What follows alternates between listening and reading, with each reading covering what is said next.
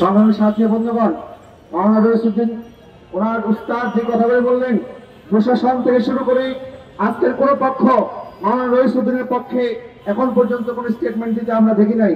অথচ যে সমস্ত মব সৃষ্টিকারী ব্যক্তিরা ষড়যন্ত্রমূলক ভাবে মব সৃষ্টি করে রইসউদ্দিনের বিরুদ্ধে অপবাদ দিয়েছিল, আজকে প্রশাসন তাদেরকে সত্য প্রমাণ করার জন্য উঠে পড়ে রেখেছে। দেখেছি রইসউদ্দিনকে হত্যা করে পরিকল্পিতভাবে হত্যা করার পর এই হত্যাকারীরা প্রকাশ্য দিবালোকে ঘুরে বেরিয়েছে, অথচ প্রশাসন তাদেরকে গ্রেফতার করবে তো দূরের কথা, বরং প্রশাসন তাদের দালালি শুরু করে দিয়েছে। আমরা দেখছি একের পর এক নাটক সারাচ্ছে। রইসউদ্দিনের হত্যার একদিন পর তারা তদন্তের নামে সেখানে একটি নাটক করে সেখান থেকে বিভিন্ন আলামত তারা সংগ্রহ করার একটা নাটক তৈরি করেছে। অতঃপর গতকালকে আমরা দেখেছি কিছু ভারতীয় মহিলাদেরকে রাস্তায় নামিয়ে দিয়ে আমার শহীদ রইসউদ্দিনের বিরুদ্ধে নতুন নাটকের শুরু করতে চায়। আমি তাদেরকে জিজ্ঞাসা করতে চাই, যখন রইসউদ্দিন জীবিত ছিল, দীর্ঘ 2 মাস যাবত সেখানে ইমামতি করেছে, তখন আপনারা কোথায় ছিলেন? রইসউদ্দিনের বিরুদ্ধে এই অভিযোগ কোথায় ছিল? রইসউদ্দিন কবরে চলে গেছে, তারা বলতেছে এখন তারা নাকি রইসউদ্দিনের ভয়ে আবার রাস্তায় নেমেছে।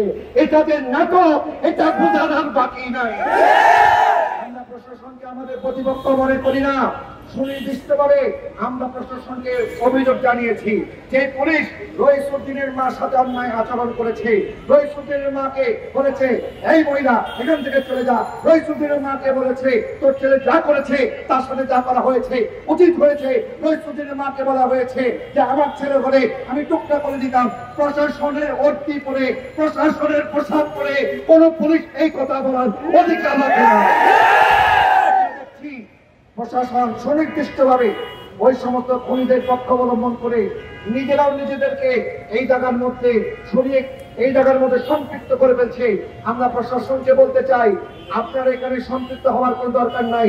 আপনারা আইডেন্টিফাই করুন, আসামিদেরকে গ্রেফতার করুন এবং আমাদের মাওলানা রইসউদ্দিনের পরিবারের সাথে আপনাদের কটূক্তি করেছেন এই জন্য ক্ষমা প্রার্থনা করুন।